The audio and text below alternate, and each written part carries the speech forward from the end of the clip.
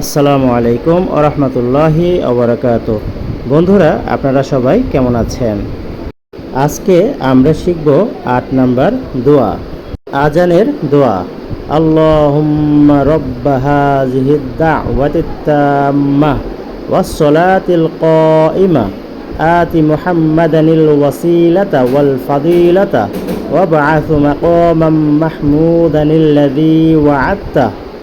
اللهم رب هذه الدعوة التامة والصلاة القائمة آت محمدا الوسيلة والفضيلة وابعثه مقاما محمودا الذي وعدته।